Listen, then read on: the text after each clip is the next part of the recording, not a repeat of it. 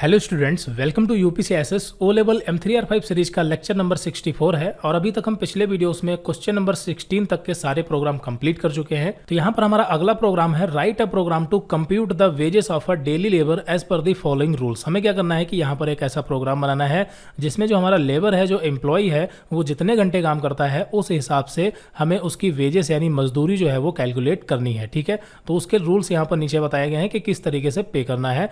तो जो एम्प्लॉय है, जो लेबर है, अगर वो 8 घंटे काम करता है फर्स्ट 8 आवर, तो उसे हमें 100 रुपीज़ पर आवर देना है। और अगर वो नेक्स्ट एक्स्ट्रा वर्क करता है, नेक्स्ट 4 आवर काम करता है, तो उसे 30 रुपीज़ पर आवर एक्स्ट्रा देना है। पर आवर एक्स्ट्रा जो उसने एक्स्ट्रा वर्क किया है, ध्यान रखना। ठीक है, तो यहाँ पर इसे हम कैसे समझेंगे, तो एग्जाम्पल के लिए मान लेते हैं कि कोई एम्प्लॉय है जिसने 10 घंटे काम किया। ठीक है, तो अगर उसने 10 घंटे काम किया है तो यहाँ पर 10 × 100 हो जाएगा। ठीक है, मतलब 10 घंटे काम किया तो 100 रुपये के हिसाब से उसका कितना हो गया, 1000 रुपये हो गया। क्लियर है। बाकी यहाँ पर जो 10 आवर है, इसमें उसने सिर्फ 2 आवर एक्स्ट्रा काम किया है। बाकी इसमें से फर्स्ट 8 आवर निकाल देंगे तो 2 आवर बचेगा। तो यहाँ पर हमारा क्या हो जाएगा, 2 × 30, क्योंकि यहाँ पर हम 30 रुपीज़ पर आवर एक्स्ट्रा दे रहे हैं इस रूल के हिसाब से। तो यहाँ पर ये हो जाएगा 60 रुपीज़। ठीक है, तो यहाँ पर ये हो गया 60। तो यहाँ पर हमें इसे फाइनल पेमेंट करना है 1060 रुपीज़। क्लियर है, तो ये आप समझ चुके होंगे। इसी तरीके से अगर वो नेक्स्ट 4 आवर और काम करता है तो उसे हमें 40 रुपीज़ पर आवर एक्स्ट्रा देना है। नेक्स्ट यहाँ पर 50 रुपीज़, और नेक्स्ट जब वो रेस्ट करेगा तो उसे 60 रुपीज़ पर आवर एक्स्ट्रा देना है। क्लियर है, तो यहाँ पर चलिए प्रोग्राम को समझते हैं कि प्रोग्राम किस तरीके से बनाना है। प्रोग्राम जो है वो यहाँ पर बिल्कुल ही इजी है। यहाँ पर हमने 2 वेरिएबल लिए, एम्प्लॉय नेम, वर्केड आवर। आप चाहें तो यहाँ पर यूजर से इनपुट भी ले सकते हैं यहाँ पर। ठीक है, हमने डायरेक्टली यहाँ पर जो आवर हैं वो असाइन कर दिए हैं।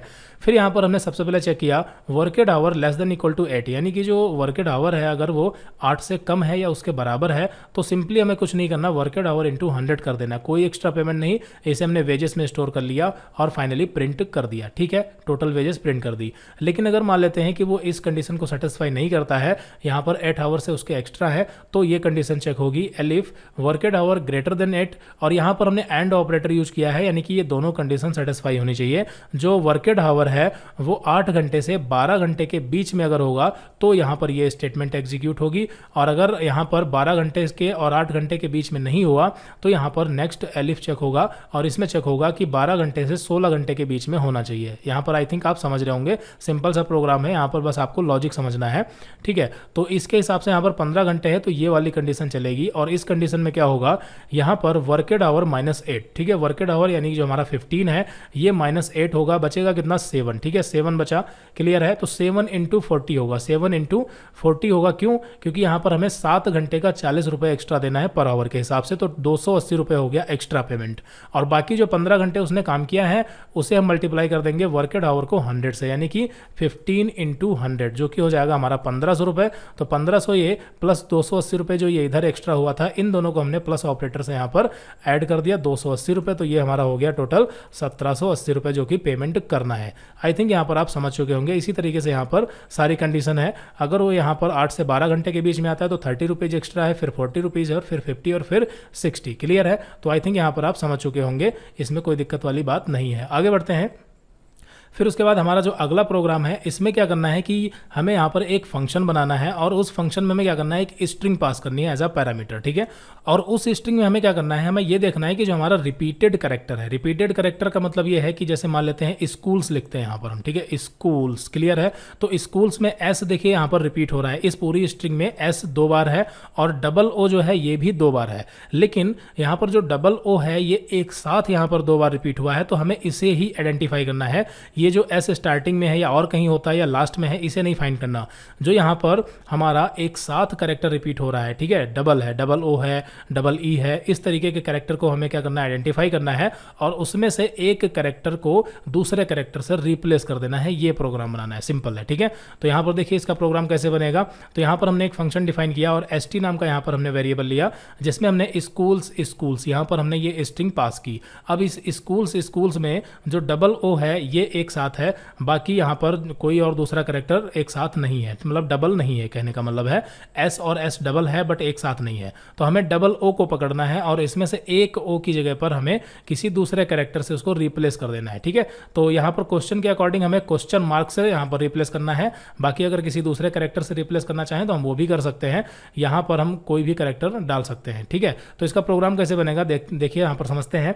तो यहाँ पर हमने फंक्शन कॉल किया st, और जिसका रिटर्न आएगा वो हमने प्रिंट कर लिया। ठीक है, तो यहाँ पर फंक्शन कॉल होगा, st में हमारी जो स्ट्रिंग है वो असाइन हो जाएगी। फिर हमने क्या किया, एक ch नाम की यहाँ पर हमने एक लिस्ट ली है जो कि ब्लैंक लिस्ट है, और फिर हमने यहाँ पर एक लूप चलाया। एक चीज़ का आपको ध्यान रखना है वो क्या है कि जो यहाँ पर फॉर लूप है ये दोनों अलग अलग है, नेस्टेड नहीं है। ठीक है, नेस्टेड नहीं है, ये अलग हमारा लूप है और ये हमारा अलग लूप है। ठीक है, तो यहाँ पर क्या होगा कि सबसे पहले ये वाला लूप चलेगा। ठीक है, तो ये लूप पूरा कंप्लीट चलेगा। तो इससे क्या होगा कि st जो कि हमारी स्ट्रिंग है इससे एक एक कैरेक्टर i में आएगा, और हमने क्या किया, जो ch नाम की लिस्ट बना रखी थी इसमें हमने उस कैरेक्टर को एक एक करके अपेंड कर दिया। तो ये हमारी एक लिस्ट प्रॉपर रेडी हो जाएगी। जो हमारी ये स्ट्रिंग थी यही स्ट्रिंग लिस्ट में कन्वर्ट हो जाएगी, मतलब लिस्ट में अलग अलग इंडेक्स पर ये सारे आइटम हमें मिलेंगे। ठीक है, तो ये लूप जब पूरा कंप्लीट हो जाएगा तब हमारा नेक्स्ट लूप चलेगा। अब यहाँ पर ये लूप कितनी बार चलेगा, तो यहाँ पर हमने क्या किया है कि जो हमारी लिस्ट है तो ये इस लिस्ट की लेंथ से हमने 1 माइनस कर दिया, इतनी बार ये लूप चलेगा। ठीक है, तो यहाँ पर फर्स्ट टाइम में i में क्या होगा, 0 होगा। ध्यान रखना यहाँ पर ये इसमें जो हमने पास किए वैल्यू ये इंटीजर वैल्यू होगी। ठीक है, क्योंकि हम लेंथ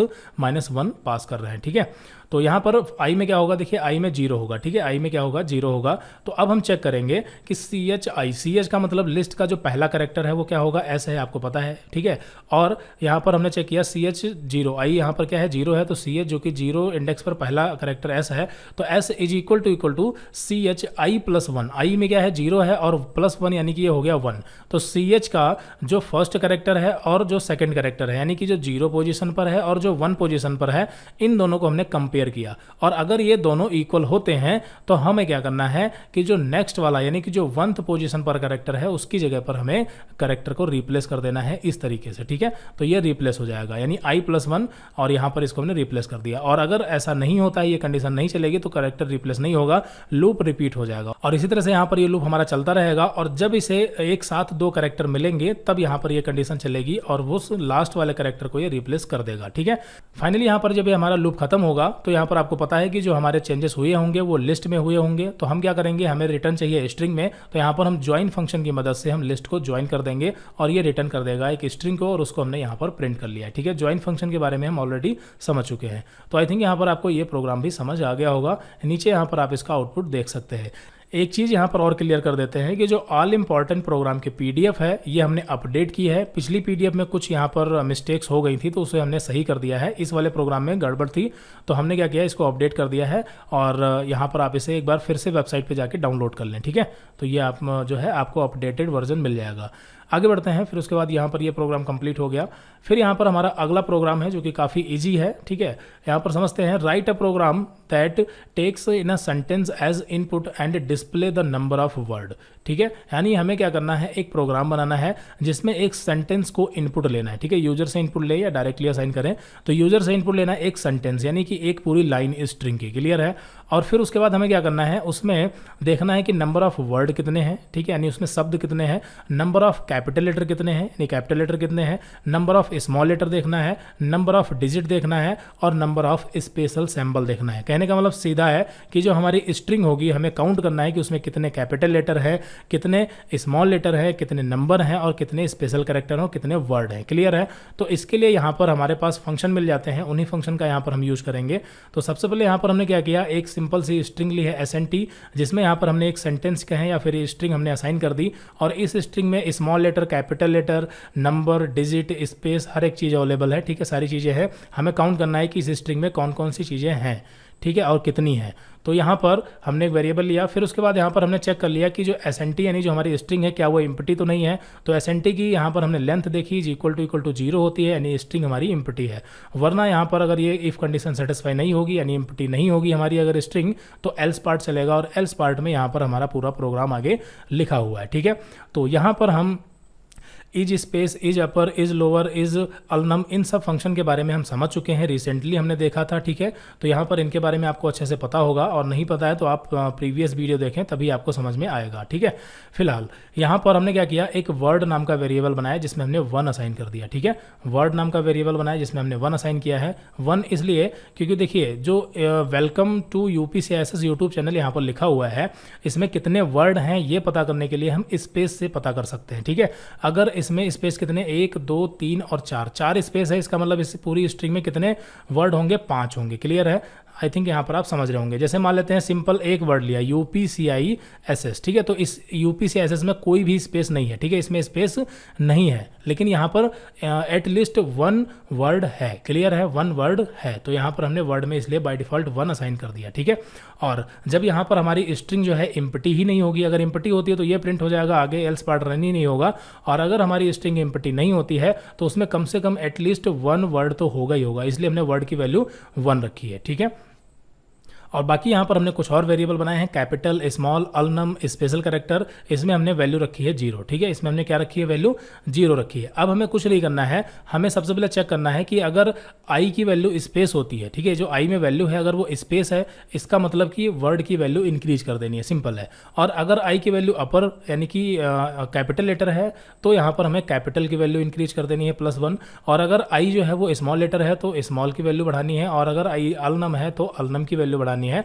और इनमें से अगर कुछ नहीं होता है तो सीधा मतलब है कि वो स्पेशल कैरेक्टर होगा, @ या हैश इस तरह का, तो उसे हमने क्या किया, एल्स पार्ट में स्पेशल कैरेक्टर की वैल्यू बढ़ा दी, ठीक है। अब आई में क्या होगा, तो जो एसएनटी यानी कि जो हमारी स्ट्रिंग है उससे क्या होगा कि एसएनटी से एक एक कैरेक्टर आई में आएगा, और आई को यहाँ पर हम चेक करेंगे, ठीक है।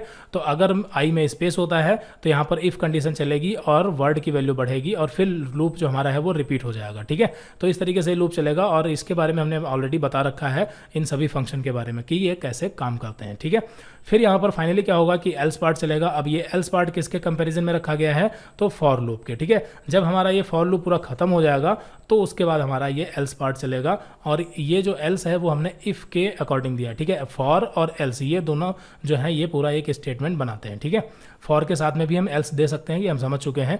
तो यहाँ पर फाइनली क्या होगा, हमने अपनी स्ट्रिंग एक बार प्रिंट कर दी, फिर यहाँ पर नंबर ऑफ वर्ड जो कि वर्ड वाले वेरिएबल की वैल्यू प्रिंट कर दी, नंबर ऑफ अपर तो capital, number of lower small, यहाँ पर ये आप समझ चुके होंगे। सिंपल सा प्रोग्राम था, बहुत ज़्यादा टफ नहीं है, आप इसको समझेंगे समझ में आ जाएगा। आगे बढ़ते हैं। फिर उसके बाद हमारा अगला प्रोग्राम है write a Python function that takes 2 list and return true if they have at least 1 common item. यानी हमें क्या करना है, एक फंक्शन बनाना है, और उस फंक्शन में हमें 2 लिस्ट पास करनी है। 2 लिस्ट पास करेंगे और दोनों लिस्ट को हम कंपेयर करेंगे, और अगर दोनों लिस्ट में कोई भी एक आइटम अगर कॉमन निकलता है, कोई भी एक आइटम एटलीस्ट 1, ठीक है, तो हम क्या करेंगे, रिटर्न कर देंगे ट्रू, और वरना रिटर्न करेंगे फॉल्स, सिंपल है, ठीक है। मतलब हमें बताना है कि दोनों लिस्ट में कोई एक आइटम कॉमन है या नहीं है।